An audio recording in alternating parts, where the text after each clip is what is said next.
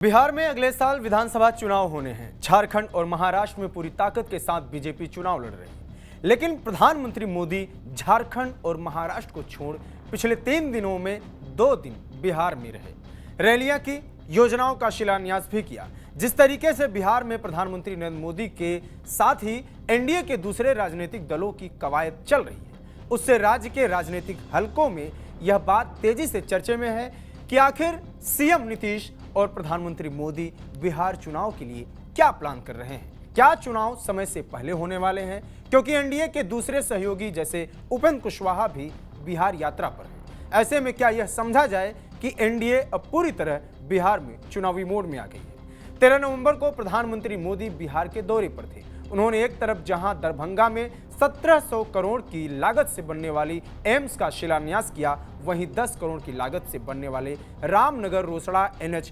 527 का भी शिलान्यास किया। प्रधानमंत्री ने 389 करोड़ की लागत से बनी काकर घाटी शीशो बाईपास रेलवे लाइन, झंझारपुर लोकहा बाजार रेल खंड के गेज परिवर्तन के साथ ट्रेन सेवा का भी शुभारंभ किया। इस मौके पर बिहार के मुख्यमंत्री नीतीश कुमार के साथ ही एनडीए के तमाम घटक दलों के नेता और बिहार सरकार के एनडीए की तमाम मंत्री भी उपस्थित थे।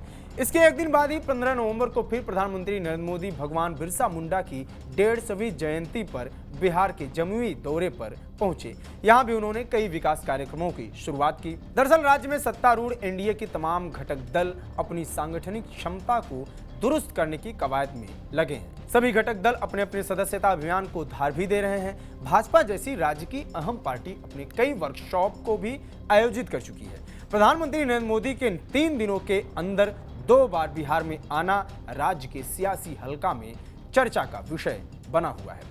राजनीतिक पंडितों की माने तो उनका यह कहना है कि विधानसभा उपचुनाव में जिस तरीके से एनडीए ने एकजुट होकर प्रदर्शन किया है, उससे यह अंदाजा लगाना कतई मुश्किल नहीं है कि एनडीए आगामी विधानसभा चुनाव को लेकर इलेक्शन मोड में आ चुका है। माननीय प्रधानमंत्री जी लगातार बिहार आ रहे हैं। बड़ा स्पष्ट है कि बिहार पे इनका विशेष ध्यान है और बिहार को विकसित राज्य बनाने का जो सपना माननीय मोदी जी ने और मुख्यमंत्री नीतीश कुमार जी ने मिलकर देखा है, और बिहार अब विकास के रास्ते पर तेज गति से चल पड़ा है, दौड़ पड़ा है। और हम लोग तो ऐसे भी 24x4 काम करने वाले दल के लोग हैं। अभी भी बिहार को परसों मोदी जी आए थे 13 तारीख को, तो 12,000 करोड़ से अधिक उन्होंने सौगात दी है बिहार में। बिहार में हज़ारों करोड़ की योजनाएं आ रही हैं, लाखों करोड़ की योजनाएं आ रही हैं। बहुत जल्द बिहार एक विकसित बिहार के रूप में देखने को मिलेगा। आदरणीय प्रधानमंत्री नरेंद्र मोदी जी को बिहार से इतना खौफ है कि उन्हें बार बार बिहार आना पड़ रहा है।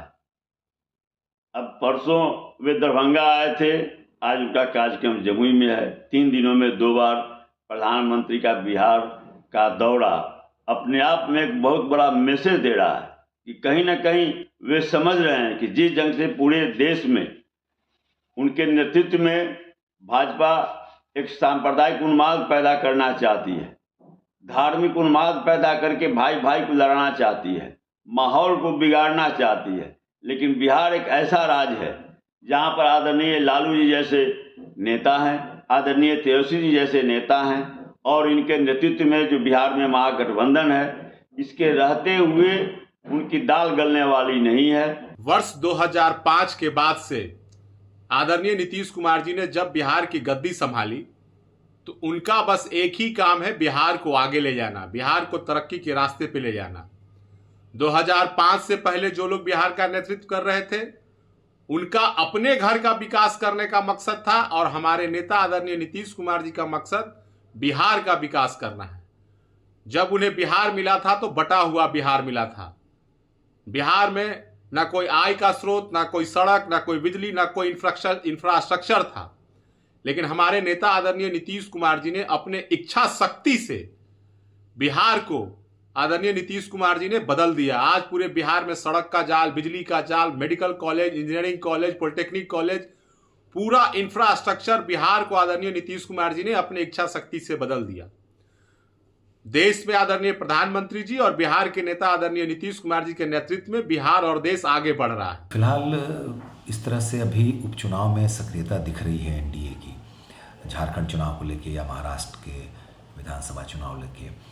बिहार में भी ये सक्रियता जो दिख रही है, उसका असर एक ये हो सकता है कि शायद एनडीए में ये बात चल रही है कि यदि झारखंड और महाराष्ट्र में कुछ सकारात्मक रिजल्ट आते हैं, एनडीए के फेवर के रिजल्ट आते हैं, तो बिहार विधानसभा चुनाव भी समय से पहले कराए जा सकते हैं। ऐसे कयास लगाए जा रहे हैं और इस कयास के कारण भी है। झारखंड में जिस तरह से उपचुनाव में मोदी जी का आगमन हुआ, उसके ठीक सटे हुए बिहार के कई इलाकों में मोदी जी लगातार आए। पिछले 3 दिनों में 2 बार मोदी जी आ गए हैं। तो इससे कहीं ना कहीं ये संकेत है कि बिहार को भी चुनावी मोड में कन्वर्ट किया जाए। फिलहाल बिहार में हुए 4 सीटों पर उपचुनाव के साथ ही प्रदेश अभी से चुनावी मोड में दिख रहा है। लोकसभा चुनाव भी कुछ महीने पहले ही हुआ है। इसमें एनडीए ने एक साथ चुनाव लड़कर अपनी ताकत को करीब से समझा। दूसरी ओर तेजस्वी यादव समेत इंडिया गठबंधन भी अपने स्तर पर तैयारी में जुटी है। इंडिया और एनडीए से अलग प्रशांत किशोर भी तीसरे मोर्चे के तौर पर काफी चर्चे में। हालांकि अभी तक उनकी पार्टी जनसुराज ने ऐसा कोई प्रदर्शन नहीं किया है जिससे यह कहा जा सके कि वो बिहार में तीसरे मोर्चे के तौर पर उभरेंगे।